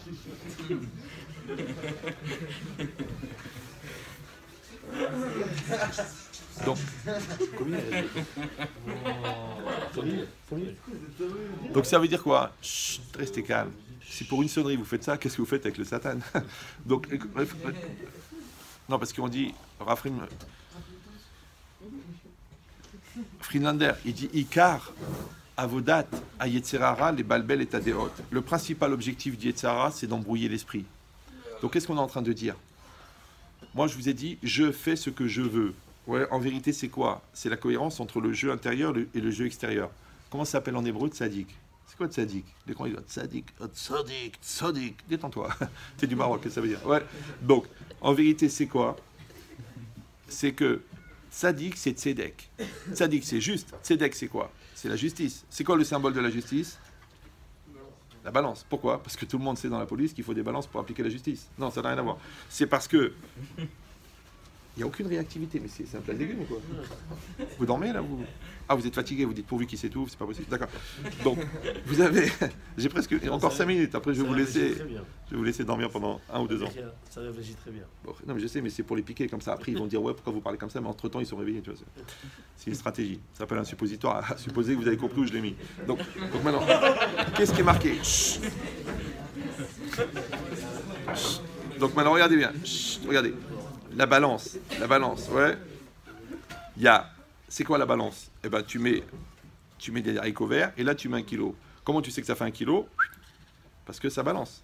Maintenant, là, tu fais ce que tu fais, là, ce que tu mérites. Ça balance. Là, tu mets Shulchan Aruch et tu mets toi. Maintenant, quand ça fait le même poids, toi et le Shulchan Aruch, ça s'appelle Tzadik. Vous me suivez ou non? Alors, en fait, Tzadik, ça veut dire cohérent. Donc, rachat, c'est incohérent. Tu dis une chose, tu fais autre chose. C'est incohérent. C'est marqué comme ça dans le Shulchan Aruch, tu fais le contraire. C'est incohérent. Tu dis que tu manges cachère, sauf dehors. Donc tu as 2 estomacs, toi. D'accord? Je sais pas moi, tu es prêt à faire le Shabbat, mais ça tombe samedi, c'est embêtant. Ok, il va falloir trouver une solution. Tu dis, je peux pas mettre les tefilines, j'ai peur de m'étrangler. Mais où tu les mets? D'accord. Donc l'idée, c'est simple. Que tzadik, c'est cohérent. Donc incohérent, c'est rachat. Maintenant, pourquoi la rachat, il est incohérent? C'est normal. Parce que pour être cohérent, il faudrait que tu fasses ce que tu veux. Vous vous rappelez ou non?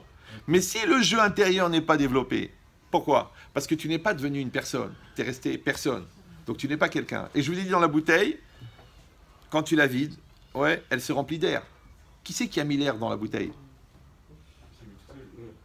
Il s'est mis tout seul. Les religieux, ils vont dire c'est Dieu qui a mis l'air. Ouais. Les scientifiques, ils vont dire bah, il s'est mis par la force d'inertie. C'est-à-dire que le vide attire l'air. L'autre, il va dire c'est rien qu'il a mis, parce qu'il n'y croit en Dieu, ni croit en la science. Ça s'appelle l'air de rien, d'accord? Ou alors non. Moi, je vais te dire qui c'est qui a mis l'air. Tu sais ce qu'est qu'a mis l'air? Celui qui a enlevé l'eau. Vous me suivez ou... Non, vous ne me suivez pas. Moi, je parle jamais au premier degré. J'ai arrêté quand j'avais 8 ans et demi. Donc, quand je vous dis c'est celui qui a enlevé l'eau, c'est que celui qui a enlevé la confiance, c'est lui qui a mis la peur.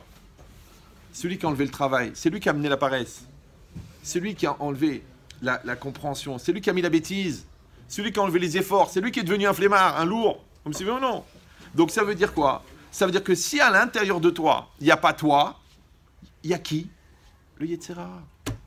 Il va prendre ta place. Ça s'appelle le confort à la non-existence. Maintenant, je vous le traduis en français. Regarde. C'était plus fort que moi. Venez, on fait l'analyse psychiatrique de cette phrase et après, je vous laisse tranquille. Moi, c'est quoi? Moi. Plus fort que moi. Il y a un truc en moi qui est plus fort que moi. Était, c'est le verbe. Et c'est quoi? C'est le sujet. Dis-moi, c'est, on a dit que c'est quoi? C'est un déterminant indéterminé. Ouais, un pronom indéterminant. Indéterminé, d'accord? Donc, ça veut dire que c'est personne. Donc, quand je dis c'était plus fort que moi, ça veut dire qu'il y a un truc en moi, plus fort que moi, qui me fait faire à moi des choses que moi, je pense que c'est pas bien pour moi, mais je les fais quand même. N'essaye pas de répéter la phrase, c'est impossible. Ça s'appelle un TGV. Ça veut dire c'est quand tu vois un train passer, tu peux pas compter les passagers. C'est TGV, Torah grande vitesse, d'accord? Donc vous dites, attends, mais ça veut dire quoi? Alors je vous dis le secret. Si le Yetzer Hara, il était à l'extérieur, il vient te voir, il sort là-bas comme ça, tout dégueulasse, plein de pipi avec des balafres, tout pourri, il te dit, allez, viens, on va sur une poubelle, on va kiffer tous les deux. Tu dis, oh, il est dégueulasse, tu l'as même pas en rêve. Mais s'il est à l'intérieur de toi, tu dis, écoute, c'est une partie de ma personnalité. Or, il dit le Rav Dessler, le problème, c'est que le Yetzer Hara, il vient à la naissance. Le Yetzer Hara Tov, il vient à la bar mitzvah. Le moi, il est au milieu. Imagine-toi maintenant. Il y a celui-là que tu connais depuis 13 ans, qui t'inspire des idées tous les jours. Il y a celui-là qui vient d'arriver, le Nia. Fais la Torah. Mais les téphilines, arrête de me saouler. Il y a l'autre. Il dit Rav Dessler, c'est pour ça que les 3/4 des gens, ils s'identifient à le Yetzer Hara. C'est pour ça qu'il y a beaucoup de bar mitzvah, juste après la bar mitzvah, ils font la crise. Juste après. Hein, j'en ai marre des trucs. Ouais. Alors les non-religieux, les religieux, pourquoi il y a cette crise juste après la bar mitzvah? Parce que maintenant le Yetzer Hara, il est en guerre avec le Yetzer Hara Tov. Mais la vraie question, c'est, et le mec du milieu, il fait quoi lui? Parce qu'il y a le moi, je vous ai dit, il y a le moi et il y a des tendances. Maintenant, tu sais quoi? Si toi, tu n'as pas développé un moi, eh bien, automatiquement, c'est la tendance qui va faire le moi. Alors, qu'est-ce que tu vas dire? C'était plus fort que moi. J'ai pas réfléchi. C'est ma nature. Encore il n'y a pas longtemps, un gars il est venu chez moi, il m'a dit Ramed Chetri, je lui ai dit il faut changer, vous êtes coloré, il m'a dit mais c'est ma nature, je lui ai dit vous êtes pur, il dit mais c'est ma nature, il dit vous êtes hypocrite, mais c'est ma nature, vous êtes menteur, c'est ma nature, je dis écoutez, pourquoi si c'est tout votre nature, pourquoi vous venez voir un rabbin, allez voir un vétérinaire, d'accord, donc c'est quoi l'idée? C'est qu'on n'est pas là pour suivre la nature, on est là pour sublimer la nature, on est là pour maîtriser la nature. Maintenant si tu as un moi qui est développé, tu vas maîtriser la nature, mais la nature encore une fois, c'est pas toi. C'est presque fini. Ça va? Ça va? T'es fatigué? T'es fatigué? Non, moi, elle est bonne. Hein? T'as un rendez-vous? T'as quelque chose? Ah bon. Donc, écoutez bien ça. C'est marqué dans Pirkei Avot. Im en anili mili. Je traduis pour les gens qui n'ont pas l'habitude. Si Émilie n'est pas pour moi, pour qui est Émilie? Non, im en anili mili, d'accord? Si, ça va? Pognovich quand même. Moi j'étais dans les territoires, c'est pas pareil. Donc, im en anili, si moi je ne suis pas pour moi, mili, qui est pour moi? Maintenant je vous pose une question. Vous êtes en terminale, vous avez fait de la philo. Moi la vérité, si j'avais écrit Pirkei Avot, j'aurais pas écrit ça. Moi j'aurais marqué im en ani ani mi ani. Im en ani ani, si moi je ne suis pas moi, qui va être moi? Parce que la seule chose que personne ne peut faire pour toi, c'est d'être toi. Ça va? Mais qu'est-ce que ça veut dire im en ani li? C'est quoi li? C'est quoi li? C'est quoi li? C'est l'endroit où tu dors? C'est quoi? C'est le nom de famille de Bruce? Li. Li. Oh là, restez calmes les dragons. Donc, li, c'est pour moi. Alors il y a une halakha dans les Gittin. Regardez bien. C'est marqué un katan, en bodaat. Le katan, il n'a pas de conscience, il n'a pas d'esprit, il n'a pas de maturité. Il ne peut pas écrire un get. Ouais, un acte de séparation. Mais gadol omed al gabav. Si un grand il se tient au-dessus de lui, c'est possible. C'est-à-dire que le katan, lui, il va écrire. On l'écrit Dalet, Bet, Vav, Resh, et il a écrit Déborah. Mais il ne sait pas pourquoi il a écrit Déborah, il ne sait pas à quoi ça sert, il ne sait pas que c'est pour divorcer. Mais il y a un gadol qui, lui, sait à quoi ça sert d'écrire. Donc il va se servir de la main de l'enfant pour écrire. Et le get, il est cachère, d'accord? Donc ça s'appelle Katan en Bodaat, Vegadol Omed al Gabav. Ok. Maintenant, moi, je me suis permis une petite pensée intellectuelle. J'ai élargi ça au niveau du moussard. À l'intérieur de toi, il y a le Katan. Ouais, le gamin, le bébé, le lourd, le chalala, ouais. Et il y a le Gadol. Il y a le gars qui dit, attends, il faut faire quelque chose de sa vie, il faut grandir, il faut avoir des projets, il faut être un tzaddik, il faut être un Talmid Chacham. Donc, ce Gadol, il est Omed al Gabav. Ouais. C'est-à-dire que si toi, tu as développé ce moi qui s'occupe de moi, vous me suivez ou non? Celui qui va maîtriser son Yetzer Hara, celui qui va savoir qui il est, celui qui va avoir le Kavod Atzmo, celui qui va avoir de l'ambition, celui qui va chercher la Kedusha, celui qui va penser à Rabbi Shimon Bar Yochai, celui qui va avoir des valeurs, celui qui va avoir un rave, celui-là, quand l'autre, le gamin, là, l'autre, il va être nul, il va lui dire, oh, s'il te plaît. Il dit, viens, on délire, viens, on fait n'importe quoi, viens, on va rencontrer cette rue, viens, je te passe le numéro de la fille. Attends, j'ai 17 ans, à quoi ça me sert de rencontrer une fille maintenant? Au mieux, je deviens amoureux, et après, il me reste 4 ans pour faire des avérotes. Et après que je ne l'épouse pas, parce que je dis, ça fait trop longtemps, on est déjà dans la routine, on est déjà dans le shalom bayit. Pourquoi faire? Tu te maries quand tu es mariable. Ça sert à rien d'avoir une copine avant, ça va te créer que des problèmes. Moi, je passe ma journée à expliquer à des gens qui se sont rencontrés trop tôt.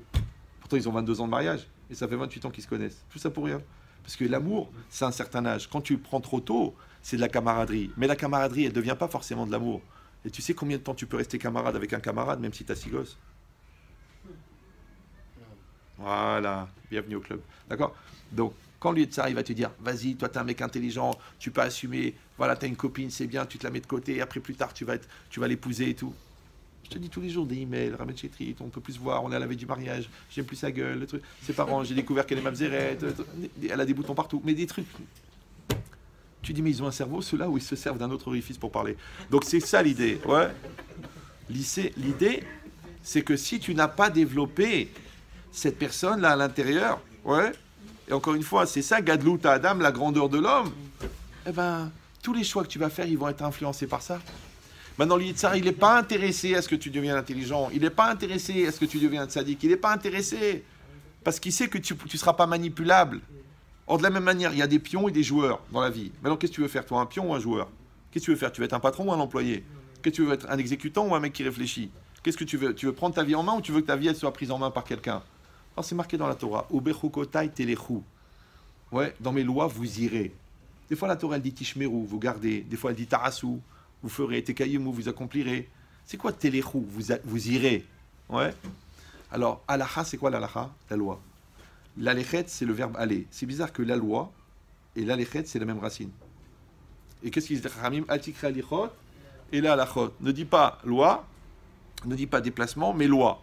D'accord? En vérité, la logique, c'est simple. C'est que qu'est-ce que c'est la loi? La halacha, c'est la trajectoire de déplacement d'un juif. Comment un juif il se déplace selon la halacha? Si vous allez dire, bon, franchement, on a GPS, on n'a pas besoin d'halacha. Mais il n'y a pas de GPS de Shalom Bayit, il n'y a pas de GPS des choix de la vie, il n'y a pas de GPS de l'argent cachère, pas cachère, il n'y a pas. Il n'y a pas de GPS de la tête pourrie, il n'y a pas.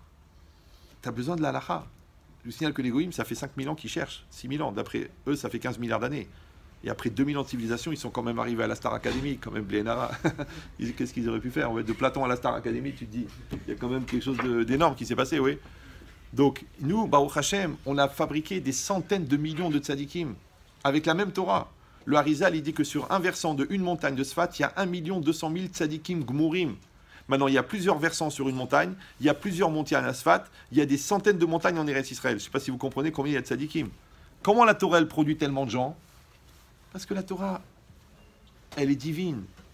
Maintenant, quand toi, tu étudies Platon, le mieux qui peut t'arriver, c'est de devenir Platon. Quand toi, tu étudies Oppenheimer, le mieux qui peut t'arriver, c'est de devenir Oppenheimer.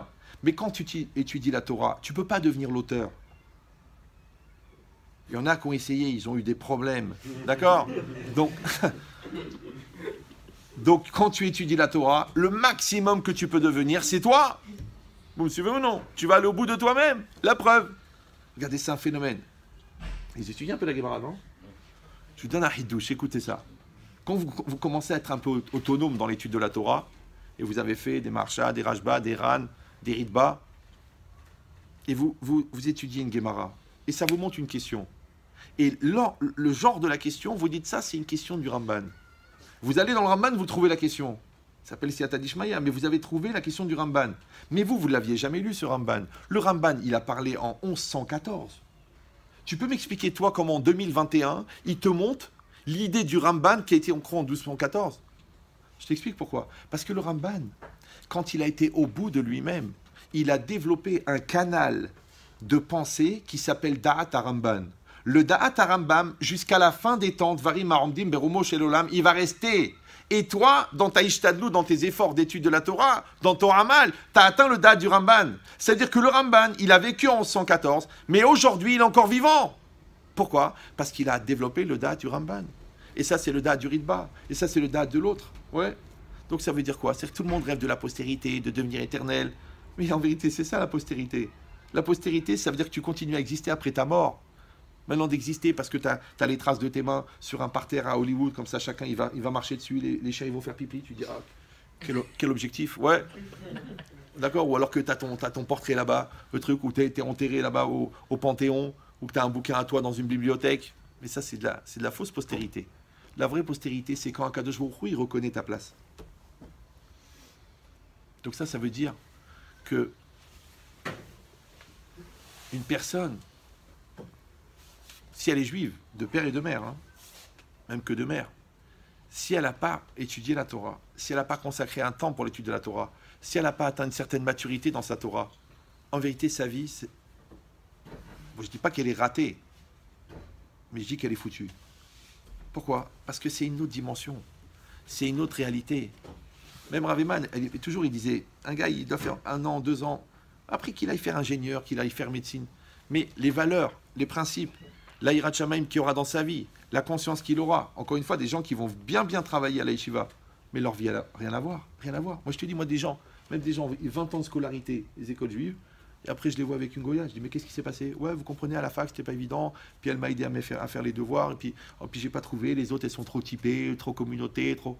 Quoi, 20 ans d'école juive pour épouser Christine? Mais t'as fait une croix dessus ou quoi? Donc, c'est quoi l'idée? Ça veut dire que si vous avez un projet, je ne sais pas quel est votre projet de faire une ferme d'élevage de lapins, ou j'en sais rien, ouais. Si vous avez un projet, d'accord, alors, Ezeu Chacham Aru et Anolad, Qui est le sage? Celui qui voit l'avenir. Or, rappelez-vous que c'est très très rare que le futur ne soit pas le résultat du présent sur l'expérience du passé. Ça veut dire que si vous comprenez votre présent en regardant votre passé, c'est parce que votre présent, il est le fruit de votre passé. Donc, si vous voulez connaître votre avenir, il suffit que vous analysiez votre présent. Parce que votre présent, quand il sera passé, votre avenir, il sera présent. Donc, si tu mets de la Torah dans ton présent, il y en aura dans ton avenir. Si tu mets de la Yirat Shamayim dans ton présent, il y en aura dans ton avenir. S'il y en a dans ton avenir, il y aura dans ton couple. S'il y en aura dans ton couple, il y en aura dans tes enfants. Ça veut dire que c'est du long terme, il faut voir loin. Il ne faut pas avoir un court terme. Ouais, j'espère, si Dieu veut, que j'ai mon permis, ouais, que j'ai un scooter. Ça, c'est du court terme, ça. De toute façon, c'est juste quand tu as choisi ton moyen de mourir, d'accord? Non, c'est qu'une personne, elle doit voir loin. Parce qu'encore une fois, la personne que tu vas épouser, elle te ressemble. Combien de fois les gens me disent, Rav, il se colle à moi comme c'est Rav, est-ce que vous sentez les choses? Je dis, écoutez, pour l'instant, je sens votre haleine, donc c'est vrai. Il me dit, comment vous imaginez ma femme? Je lui dis, bah écoute, elle a un seul défaut, c'est qu'elle va te ressembler. Elle me dit, ah, c'est horrible. C'est que la femme que vous allez épouser, mes avrim, les filles Maasav, elle va te ressembler. Donc si toi tu augmentes de niveau, si tu augmentes de madriga, si tu augmentes de finesse, mais si tu es khmar, bête, idiot, lourd et analphabète, pourquoi tu vas rencontrer la lumière du monde? Une khmara, ça suffit, tu sais. Bon. Pour reproduire, ça suffit de ne pas être deux. Ouais. Donc, et dans tout, c'est pareil. Maintenant, pourquoi tu vas côtoyer des gens intelligents? Parce que tu es intelligent. Pourquoi tu vas rencontrer des gens honnêtes? Parce que tu es honnête. Pourquoi tu vas rencontrer des gens qui ont de la finesse? Parce que tu es fin. Je vous remise avec Zivougi, Hachem, il crée des couples. Les couples, c'est pas que le mariage. C'est toutes les gens que tu vas rencontrer dans ta vie qui seront nécessaires à ta réalité. Maintenant, il y a plein de choses à faire dans la vie. C'est moi, j'ai 59 ans. Bah, j'ai écrit 3 livres. J'ai diffusé à peu près 1 million de CD. J'ai peut-être 100 000 élèves dans le monde. Bon, j'ai une grande famille. J'ai des petits-enfants. Au Hachem, je suis à l'aise. Je fais ce que j'aime. Je fais ce que je veux. Je développe. Je confronte. Et j'espère que le bon Dieu, il va me donner en fonction de tout ce que j'ai donné. Mais je vis ma vie. Maintenant, peut-être, moi, je voulais être diplomate international en sortant de Gouarier, je voulais être diplomate international. Et là-bas, j'ai rencontré un tzaddik, Thierry Lévy. Il a voulu m'influencer pour aller à la yeshiva. Moi, la vérité, je lui ai dit, écoute, tu veux me bourrer la tête, mais je vais t'expliquer un peu ce que je pense. Et je lui ai fait 2 minutes de philo, 1 heure. Il a eu mal à la tête pendant 1 semaine. Il m'a dit, toi, il faut que tu ailles chez Rav Yisachar Meir. Mina Shamaim, Rav Eman, il est venu pour passer 15 jours à Gouarier, de vacances. Moi, je l'ai vu. J'ai dit, pourquoi je vais... Voilà, il est très profond. Pourquoi je vais aller en Israël? Je voulais faire 1 an d'yeshiva. Après, j'ai redoublé. Bon, et aujourd'hui, je suis là. D'accord? Bon, peut-être j'aurais pu être pizzaiolo, chaval. Peut-être j'aurais pu être médecin, ou j'en sais rien, moi. Infirmier. Ou gestionnaire de parc immobilier au niveau du garage. Genre gardien de parking. Ouais. Ben, le bon Dieu l'a décidé autrement. Mais je peux vous dire que moi, je pense que personnellement, ma part, je l'ai fait. Maintenant, c'est toi qui décides. Ou tu prends ta vie en main et tu te donnes les moyens, ou alors tu te laisses aller. C'est pour ça que Bechokotai Telechou, dans mes lois, vous irez. D'accord? Maintenant, c'est quoi le contraire d'aller? Rester. C'est quoi? Le contraire d'aller? Reculer. Le contraire d'aller, écoutez bien ce que je vais vous dire. Écoutez bien, ça résume tout le cours. Le contraire d'aller, c'est laisser aller. Parce que aller, c'est une action vigilante, positive, dynamique, active. Je vais. Ou alors, je me laisse aller. Maintenant, tu te laisses aller parce que tu suis le groupe, le troupeau. Tu te laisses aller parce que tu es ton Yetzerara. Tu te laisses aller parce que tu as tout un raisonnement psychiatrique pour expliquer que si tu es nul, c'est parce que ton père t'a pas donné. Tu te laisses aller, c'est comme tu veux. Tu veux être une victime, tu veux être un pauvre type, tu veux être un débile. Tu veux être un gagnant, tu veux être un battant, pas un battant de WC qui retombe tout le temps. Tu veux être un battant, tu veux être un Talmid Racham, tu veux être un tzaddik, tu peux tout faire. Ouais. En davar omed bifnei haratzon. Il n'y a rien qui tient devant la volonté. Donc quand tu dis je veux, il n'y a rien qui te limite. Mais à 2 conditions. 1, que tu as développé le jeu. Et 2, que tu maîtrises le vœu. Mais si ta volonté elle est maîtrisée par ton Yetzirah, parce que ton jeu est inexistant et que c'est lui qui a pris la place, et que tu passes ta vie à être spectateur des lourdeurs en essayant de rattraper les pots cassés parce que tu arrives toujours avec 2 trains de retard, je casse et je répare, je trompe et après j'aime ma femme, et je vole et après je veux faire du cachère, et je vais en prison et après je veux faire la compta. Tu vois, tu ne peux pas faire des choses dans le bon ordre. Maintenant, la Torah, elle donne le chemin. Baruch Hashem, on a un Shulchan Aruch, on a des livres de Moussar, on a des Gmarot, ouais, n'aie pas peur. Vous savez, quand je suis rentré à l'Yeshiva, je crevais, moi, je crevais sur le texte, je crevais. Je faisais 60 pshatim dans le Tosfot, tous faux. Tous faux. Je dis, mais je comprends pas, je dictais des dissertes de philo. Le mec, ils étaient par terre, ils me disaient, mais attends, Echia, mais d'où, c'est quoi ce cerveau? Et la Gemara, zéro. Parce que Chochma Goïm, Ta'amin. Torah Bagoïm, Al Ta'amin. La Torah, c'est autre chose. Donc pendant un an, je suis mort, j'ai prié, j'ai pleuré, j'ai pris des notes, je travaillais comme un fou, j'ai analysé pour comprendre la lecture, le da'at de la Torah, différent du da'at de la Chochma. Ouais. Mais après, Baba, quand t'as les deux, mais t'es milliardaire. T'es milliardaire. Dans n'importe quel domaine. Pourquoi? Parce que t'es chacham, t'es sage, et à part ça, t'essayes d'être sadique. Mais t'as les deux côtés. Qu'est-ce qui va t'arriver? Donc je vais parler pendant 1h30 à un gars qui est en recherche spirituelle pour essayer d'évaluer et d'évoluer là-bas dans son rôle de Dayan, à Bnei Brak, et qui me pose des questions d'Ashkafa. Et après, je dois recevoir deux mecs qui ont un business plan. Il faut 1h30 pour expliquer le montage. Et moi, je leur dis ça c'est bien, ça c'est pas bien, ça sert à rien. Je dis mais t'as pas fait d'école de commerce. Je dis mais c'est de la logique. Si tu arrives à faire Tokfu Kohen, tu peux pas faire ça, c'est rien. C'est comme dit Cyril, c'est de l'Arnoula. D'accord? Donc si vous comprenez ça, ça veut dire que vous avez cette possibilité. Ouais. Maintenant, Rav Reuven, il m'a demandé de venir aussi, parce que mon fils, le Rav Didier, avec le Rav Samoun, qui est un grand Talmid Chacham, ils ont créé une yeshiva en Israël, qui s'appelle Kol Mevaser. Maintenant, cette yeshiva, il y a beaucoup d'yeshivot, Baruch Hashem, des très bonnes yeshivot. Cette yeshiva, elle a un peu une spécificité, c'est que mon fils, il se trouve que c'est le mien, et qu'il connaît ma façon de penser, et qu'on a créé les bases aussi beaucoup sur ma manière de penser, et que Bichlal, en Moussar, tous les jours, ils étudient mon livre. Que Raveman, il a dit, il n'y a pas beaucoup de gens qui ont compris, mais que tu n'as pas lu, parce qu'il est en français. D'accord? Mais c'est un livre très profond, et les gens, tous les jours, les Bachouim, une heure par jour, ils travaillent sur ça. Pourquoi? Parce qu'il y a un accent qui est mis sur l'étude de la Torah, très fort, un très bon niveau, mais à part ça, un travail sur le respect de soi, sur la connaissance de soi, sur justement les différents choix de la vie. Quand les gens ils font 1 an, ils font 2 ans, mais après ils vont rentrer dans la vie, il n'y a pas de problème, ouais, mais qui passent par cette étape-là, parce que ça va changer complètement leur vision des choses. Et toute l'imprégnation que tu vas mettre dans ta vie, après, elle va être imprégnée de ça. Ça veut dire que l'idée, et moi c'est comme ça que j'ai éduqué mes enfants, c'est que toute votre vie, vous serez des kolelman, vous serez des avrechim, vous serez des bachourim, même s'ils font médecine.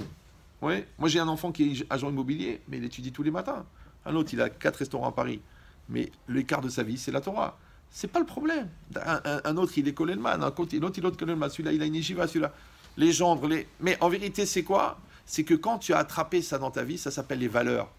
Maintenant, quand tu as un bachou yeshiva, tu vas pas tu vas pas passer la moitié de ta vie à payer une maison que tu vas peut-être quitter avant le divorce. Parce que tu as un sens des valeurs. Tu dis, on a un toit pour dormir. Tu vas prendre une voiture qui roule parce que c'est ça le plus important pour toi. Tu ne vas pas éduquer dans tes enfants à se détruire l'avenir pour une carrière qu'à la fin, finalement, ils partent avec la secrétaire. Alors, à quoi ça servait tout ça? Oui. Les gens, je les vois, ils vont faire des études à Madrid, un truc. Et après, tu t'entends, ils sortent avec celle-là, ils partent avec une espagnole, avec une arabe. Tu dis, mais c'était ça le projet? Donc, ça veut dire que il faut qu'une personne, elle passe un an, elle va se donner les forces, elle va donner ses kélim, elle va travailler. Ouais.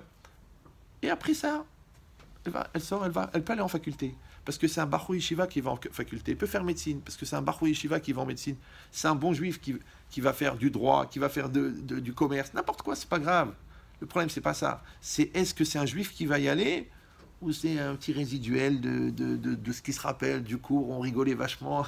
Et je crois je crois que c'était de la Guémara, ou je sais plus, ou je sais plus. Tu vois, c'est ça le problème. Ça veut dire que tu n'as pas pris un temps entièrement consacré pour faire rentrer la Torah dans ton cœur. Et quand elle rentre dans ton cœur, elle va t'accompagner toute ta vie. Et quand tu verras, si Dieu veut, tu verras tes petits-enfants avec l'Aïrat Shamaïm, tu verras tes gendres avec l'Aïrat Shamaïm, tu verras le respect dans leur couple, tu verras l'intelligence, parce qu'ils ont vu dans ton couple ça, parce qu'ils ont vu la savlanout, parce qu'ils ont vu la finesse, parce qu'ils ont vu la pureté, parce qu'ils ont vu l'Aïrat Shamaïm, parce qu'ils ont vu la Siyat Ishmaïa, parce qu'ils l'ont vu. Ouais. C'est-à-dire que la yeshiva, c'est l'opportunité de faire que ce que tu as lu dans tes livres, ça rentre dans ta vie. Parce qu'ici, ça doit rester un joli roman, ouais, sympathique, comme tu as vu un film, tu dis, oh là là, c'était prenant, hein. Ah bon, mais c'est un film, Baba. C'est pour ça qu'il y a marqué fin. Parce qu'il y a des gens qui croient que le film continue. Ça s'appelle Mytho. Ouais. Mais vous avez cette possibilité, donc je vous souhaite, déjà, Bezrat Hashem, une grande aslacha pour le bac, que vous réussissez avec mention, et après que vous prenez la bonne décision d'aller étudier un temps, ouais, et après vous ferez ce que vous voulez. Alors moi, pour ceux que ça intéresse, là je vous ai donné un cours aujourd'hui, l'enregistrement je vais vous le donner. Si vous êtes des gens intelligents, vous le réécoutez en prenant des notes, sinon vous dites, bah, il était marrant, hein, il est sympa, franchement, Gad Elmaleh, il coupe les citrons, d'accord.